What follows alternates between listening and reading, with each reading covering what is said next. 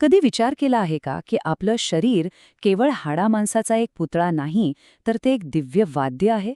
आणि या वाद्याचे सूर ते आहेत संस्कृत वर्णमालेतील 50 मूळ ध्वनी, जे आपल्या आतल्या 7 ऊर्जा केंद्रांमधून म्हणजे चक्रांमधून सतत निनादत असतात. चला तर मग आज आपण आपल्याच आत दडलेल्या ह्या गूढ आणि सुंदर रचनेचा शोध घेऊया. आपल्या पूर्वजांनी, ऋषीमुनींनी मानवी शरीराला आणि त्यातून निघणाऱ्या ध्वनींना एका दिव्य वाद्याच्या रूपात पाहिलं.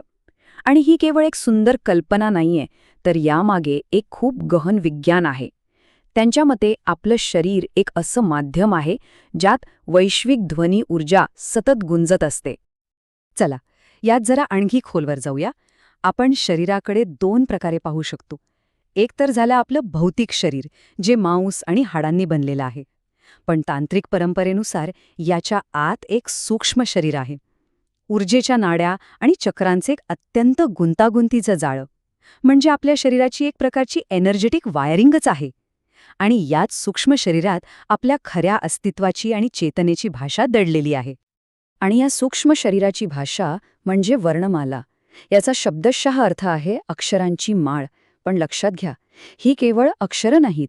हे ते मूळ ध्वनी आहेत ज्यांपासून संपूर्ण विश्वाची निर्मिती झाली आहे, असं मानलं जातं.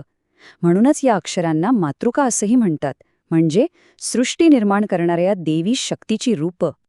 आणि ह्या सगळ्या रचनेची, ह्या कोड्याची किल्ली आहे हा एकच आकडा, 50. पण हा आकडा इतका महत्वाचा का आहे? कारण हीच 50 मात्रिका किंवा अक्षरं आपल्या सूक्ष्म शरीरात एका विशिष्ट आणि सुंदर पद्धतीत मांडलेली आहेत, जी आपल्या चेतनेच्या वेगवेगळ्या स्तरांना नियंत्रित करतात. तर ही 50 अक्षरं आहेत कुठे? ती आपल्या पाठीच्या कण्यामध्ये असलेल्या 6 प्रमुख ऊर्जा केंद्रांवर, म्हणजेच चक्रांवर विभागलेली आहेत.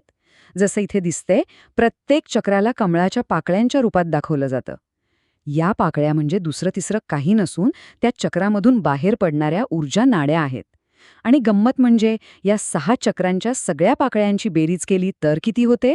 बरोबर 50. आणि प्रत्येक पाकळीवर एक एक अक्षर विराजमान आहे. चला तर ऊर्जेचा हा प्रवास अगदी तळापासून सुरू करूया. आपण सुरुवात करणार आहोत मूलाधार चक्रापासून.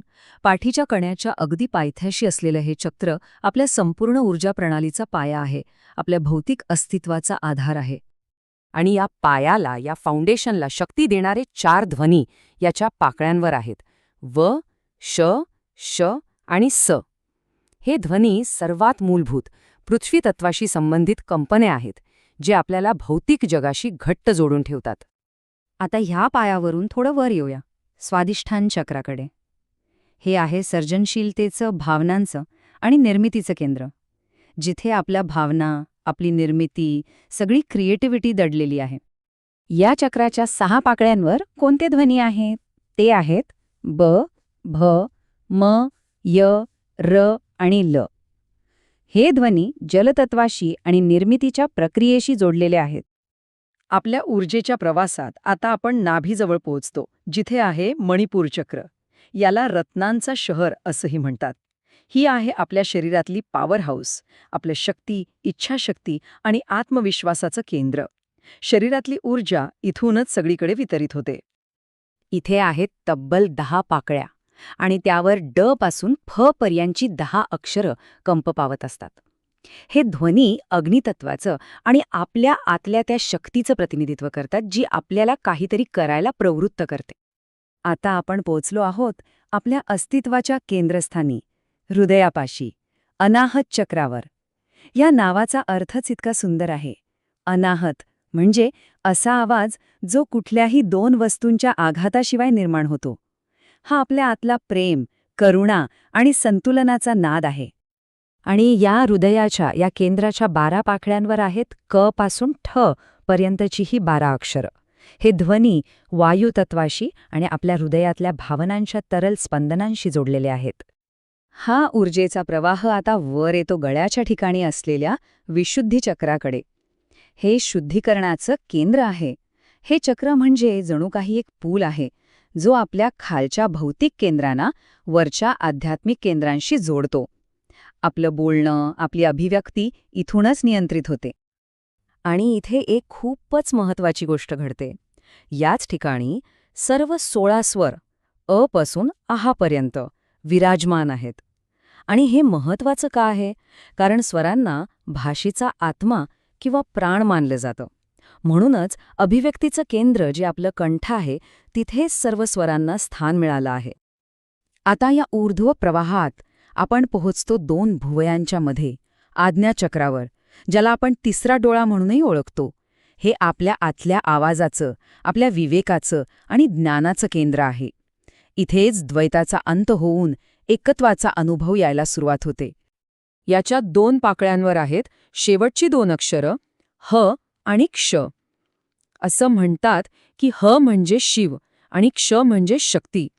म्हणजे इथे शिव आणि शक्ती या 2 ऊर्जांचं मिलन होतं. तर ही 50 अक्षरं पाकळ्यांवर आहेत हे तर आपण पाहिलं, पण प्रत्येक चक्राला ॲक्टिवेट करण्यासाठी त्याच्या अगदी केंद्रस्थानी एक मुख्य ध्वनी असतो. त्यालाच म्हणतात बीजमंत्र. हे बीजमंत्र त्या चक्राचे ड्रायव्हिंग मोटर म्हणून काम करतात, जे त्या चक्राला ऊर्जा देतात. ही आहेत ती 6 मुख्य बीजमंत्र. मूलाधारसाठी लम, स्वाधिष्ठानासाठी वम, मणिपूरसाठी रम, अनाहतसाठी यम, विशुद्धीसाठी हम आणि आज्ञाचक्रासाठी ओम. या मंत्रांमधला जो मचा उच्चार आहे तो आपल्या मेंदूपर्यंत विशिष्ट कंपने पोचवतो आणि ती ऊर्जा केंद्रे जागृत होतात. आता अशी कल्पना करा की मूलाधार चक्रात सुप्त असलेली कुंडलिनी शक्ती जागृत होते आणि या चक्रांमधून वरच्या दिशेने प्रवास सुरू करते. पण हा प्रवास काही सोपा नाही. तिला 3 मोठ्या अडखळ्यांना, 3 मानसिक गाठींना पार करावं लागतं.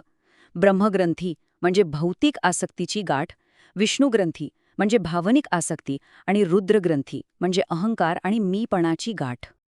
आणि ह्या 3ही गाठी भेदून जेव्हा कुंडलिनी शक्ती आपल्या अंतिम टप्प्यावर पोहोचते, ते ठिकाण म्हणजे सहस्रार चक्र. डोक्याच्या वरच्या भागात असलेलं हे 1000 पाकळ्यांचं कमळ. इथे वैयक्तिक चेतना वैश्विक चेतनेमध्ये विलीन होते, एकरूप होते. 1000. पण हा आकडा कुठून आला? हा फक्त एक प्रतिकात्मक आकडा नाहीये. याच्या मागे खूप सुंदर आणि अचूक गणित दडलेलं आहे, जे आपल्या सूक्ष्म शरीराच्या संपूर्ण रचनेला एका सूत्रात बांधतं. आणि ते दिव्य समीकरण आहे हे.